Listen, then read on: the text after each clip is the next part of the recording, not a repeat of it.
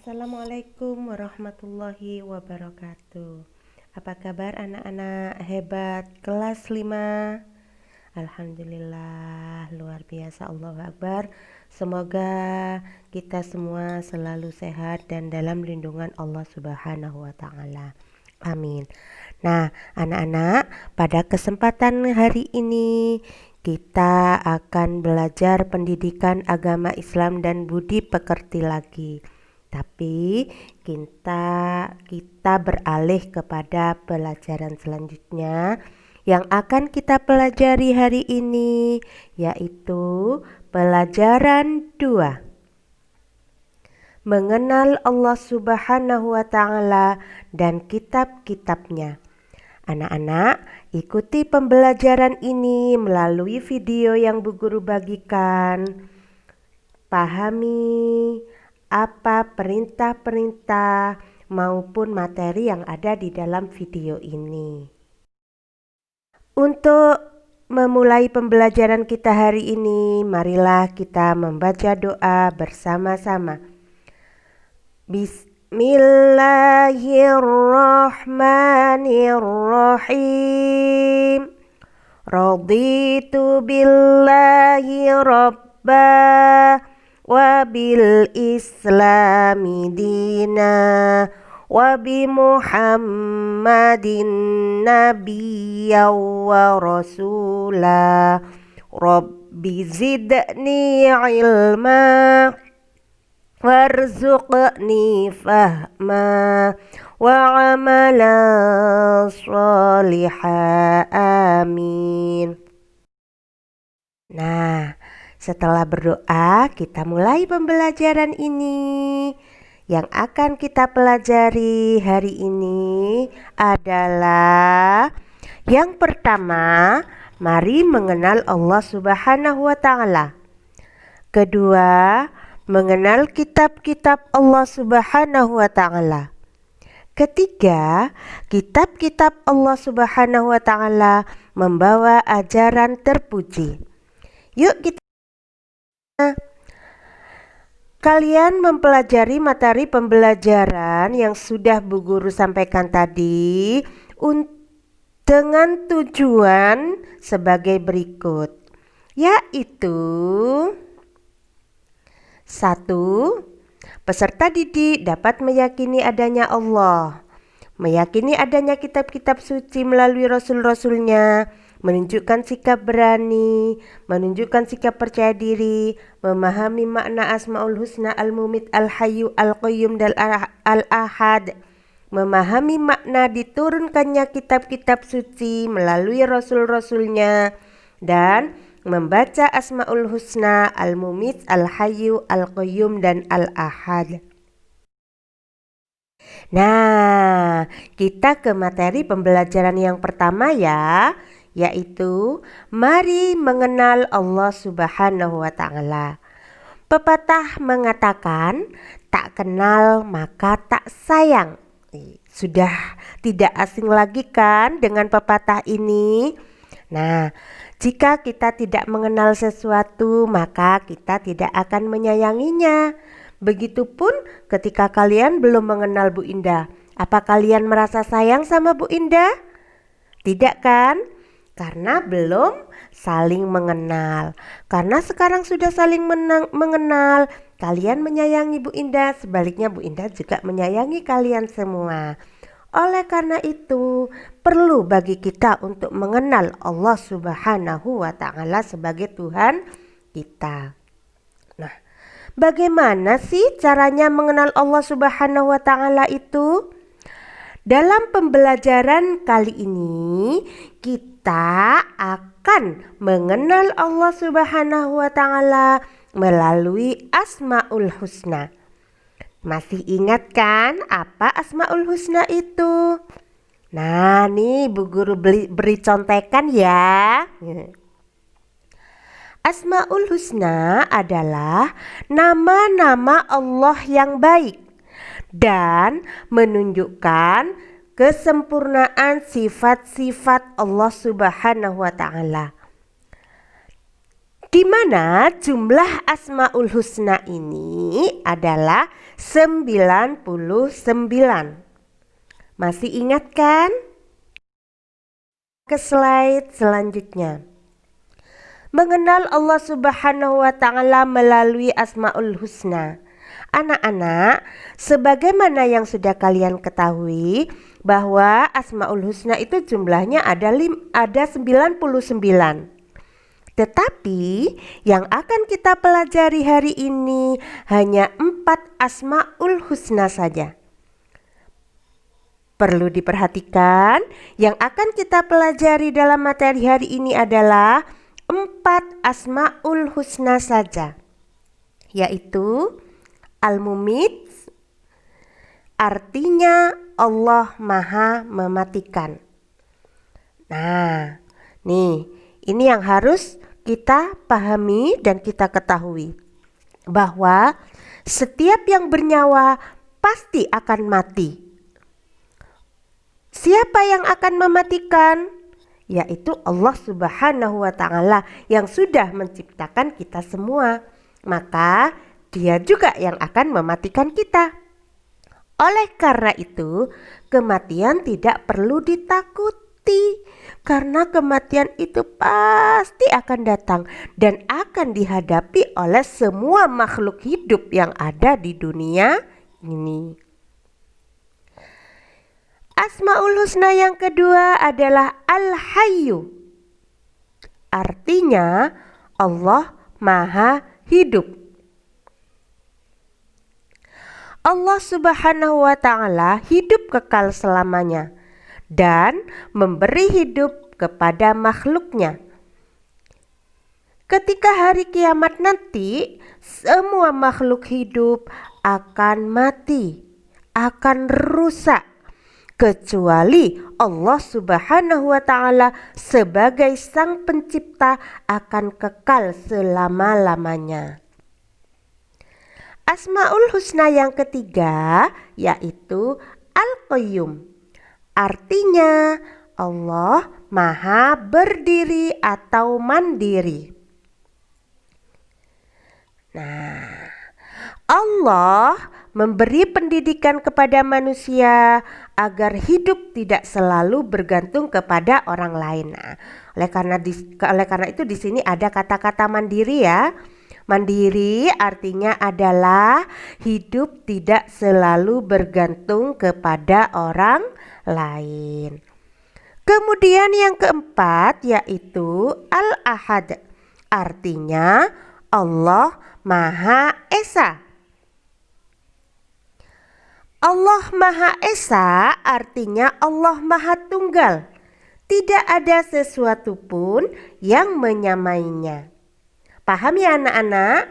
Jadi ada 4 Asmaul Husna yang kita pelajari dalam pelajaran hari ini. Yang pertama yaitu Al-Mumit, Al-Hayyu, Al-Qayyum, dan Al-Ahad. Bu Guru ulangi ya. Yang pertama Al-Mumit, Al-Hayyu, Al-Qayyum, Al-Ahad.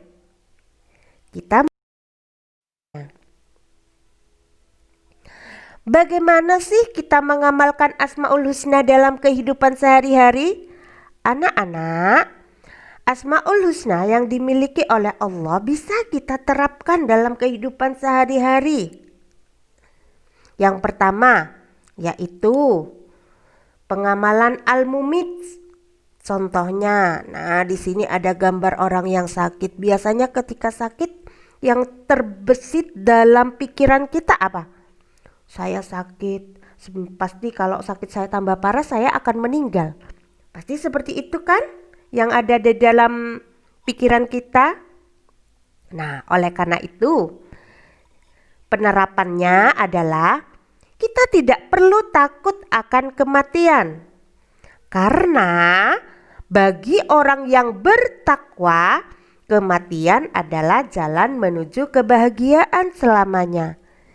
Bu Indah yakin kalian semua tidak takut sama kematian karena kalian semua adalah anak-anak yang sholih dan sholihah.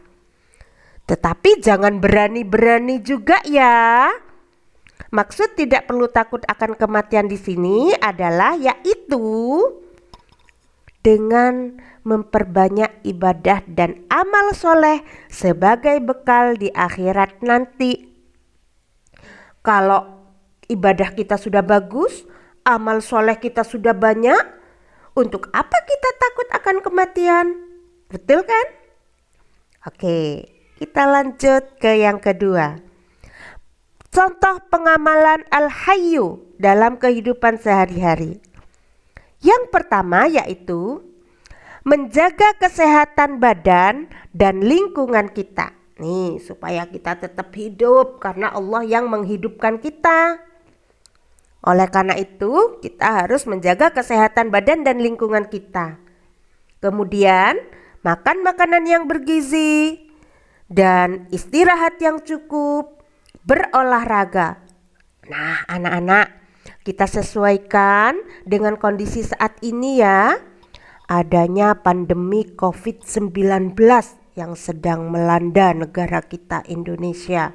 Nah, ini ayo kita terapkan al-hayyu dalam kehidupan sehari-hari, terutama di masa pandemi COVID-19 ini. Nah, ada protokol kesehatan yang harus kalian ikuti pada masa pandemi ini. Seperti selalu pakai masker, ya kan? Kemudian jaga jarak, dilarang berkumpul-kumpul, sering cuci tangan pakai sabun, menjaga kebersihan, dan sebagainya. Nah, ini adalah salah satu contoh yang Bu Guru sebutkan tadi, adalah salah satu contoh pengamalan al-hayyu dalam kehidupan sehari-hari.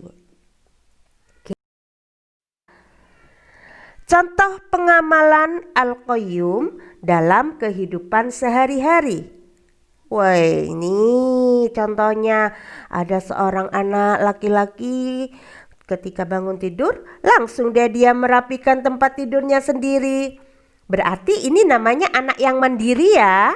Nah, kemudian yang kedua, melaksanakan sholat 5 waktu tanpa disuruh.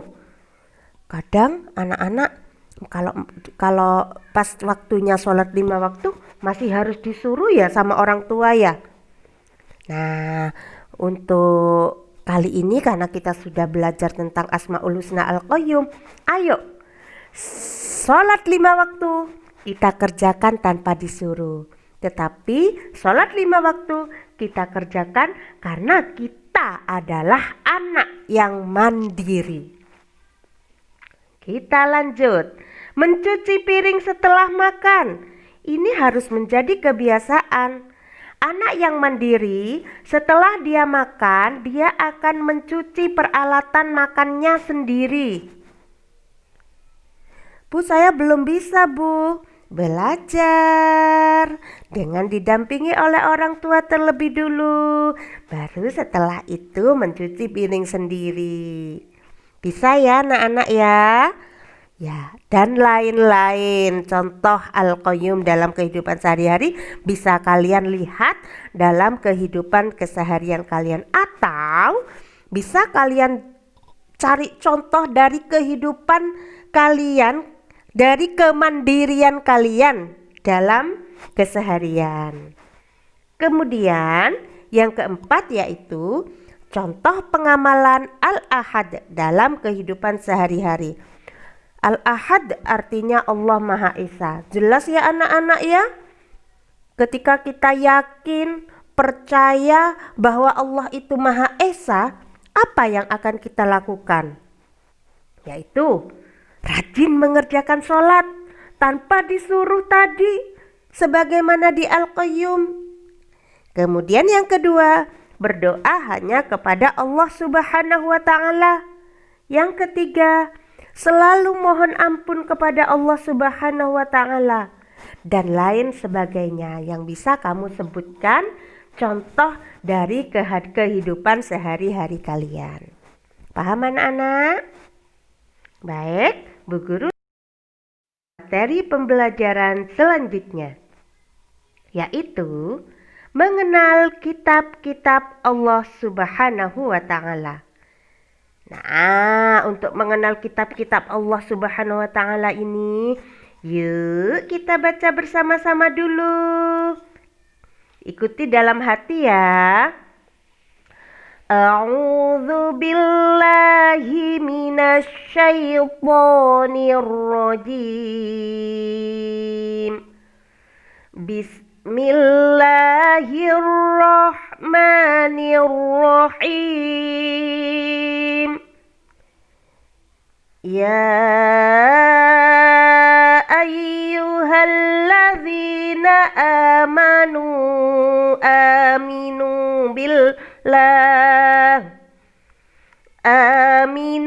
billahi wa rasulihi wal kitabil ladzi nazzala ala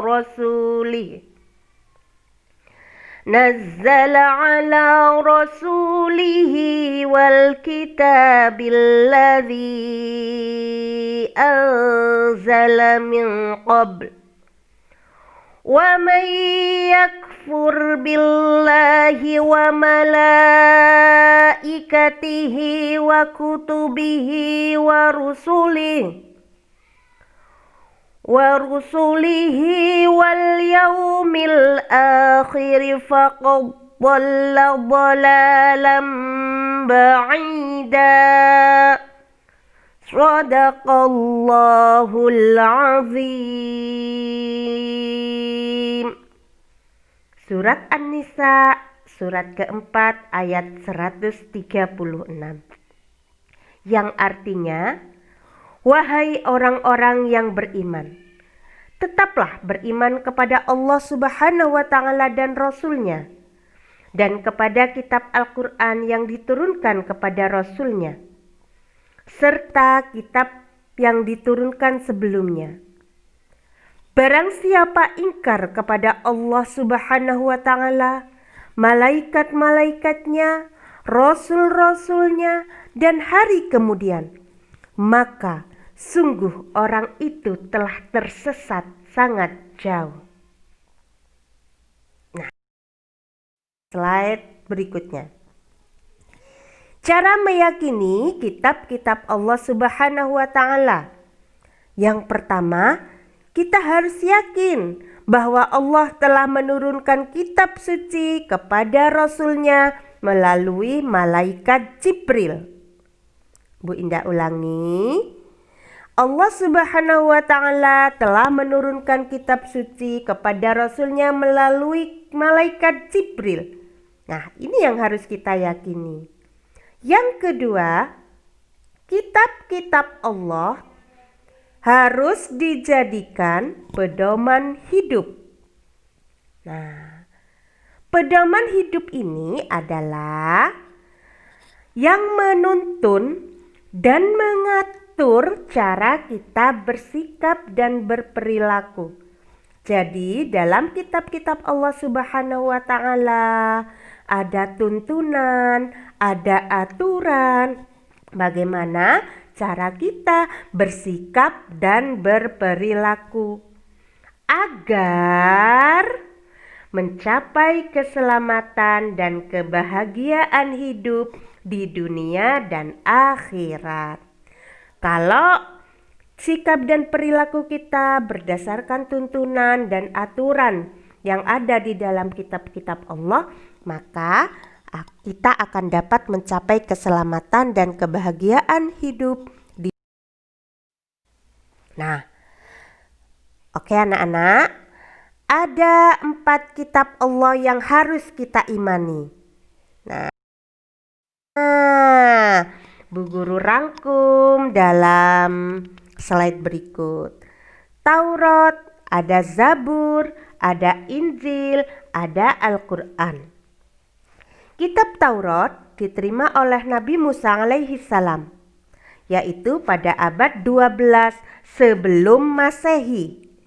Tempat diturunkannya di Gunung Sinai atau Mesir dengan bahasa Ibrani.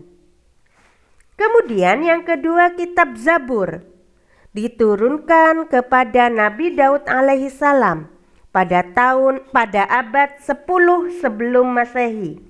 Tempat diturunkannya yaitu di Kanaan, ada juga yang menyebutkan di Palestina dengan menggunakan bahasa Kipti. Kemudian yang ketiga yaitu kitab Injil. Diterima atau diturunkan kepada Nabi Isa alaihi salam pada abad 1 Masehi.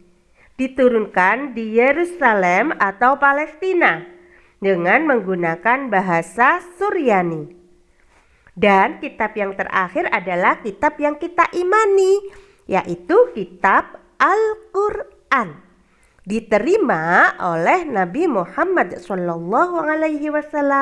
pada abad ke-6 Masehi, yang diturunkan di Mekah dan Madinah dengan menggunakan bahasa Arab. Oke, kita akan mengenal tentang kitab Al-Quran. Nah, ini Bu Guru beri pokok-pokoknya saja ya. Al-Quran turun di kota Mekah dan Madinah di daerah Arab ya. Kemudian Al-Quran itu terdiri dari 114 surat, 30 juz dan 6.666 ayat. Al-Quran diwahyukan atau diturunkan selama 22 tahun, 2 bulan dan 22 hari. Jadi Al-Quran ini diturunkan berangsur-angsur selama 22 tahun, 2 bulan dan 22 hari di Mekah dan Madinah. Dengan rinciannya 10 tahun di Mekah dan kurang lebih 13 tahun di Madinah.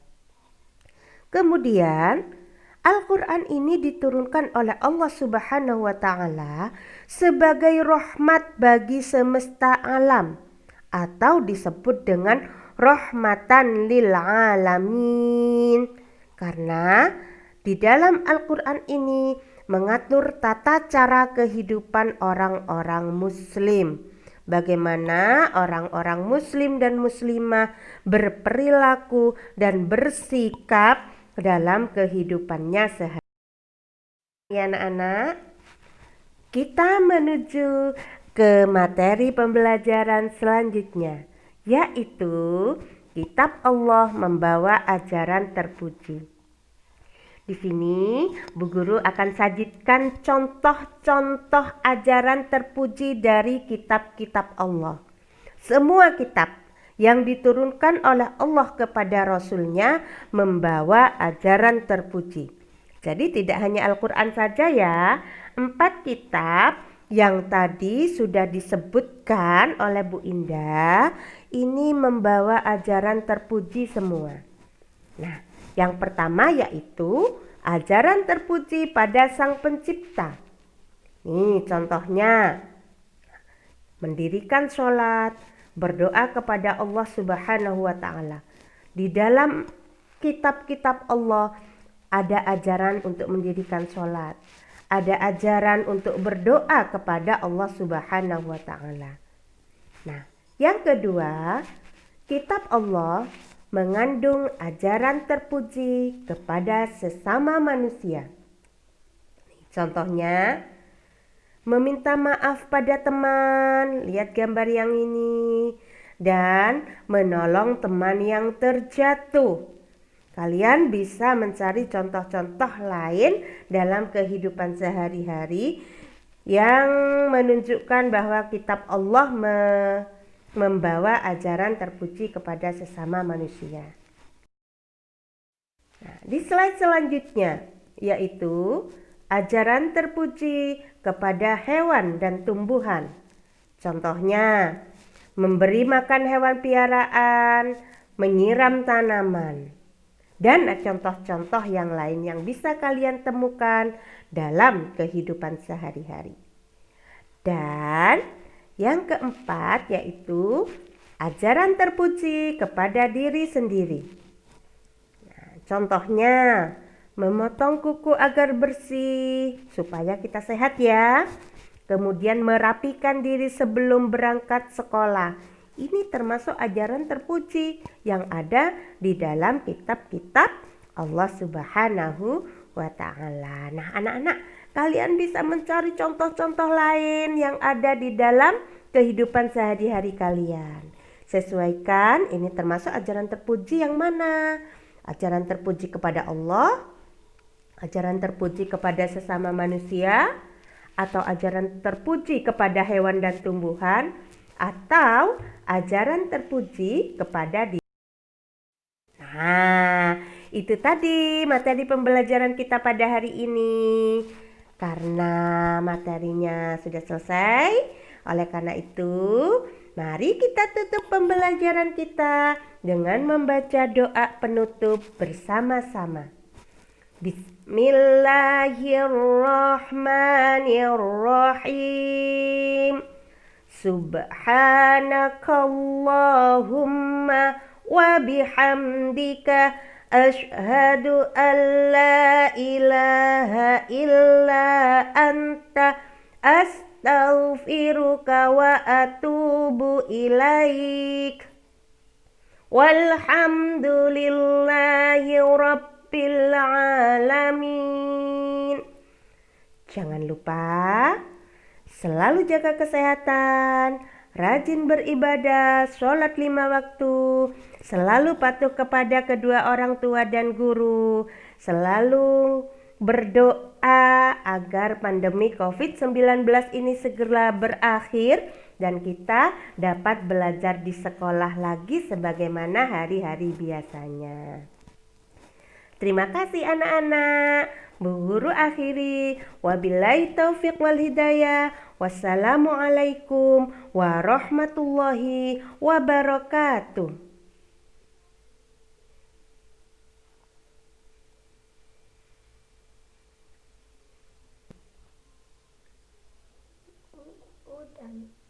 Udah wis. Berangkat ya? Iya sih.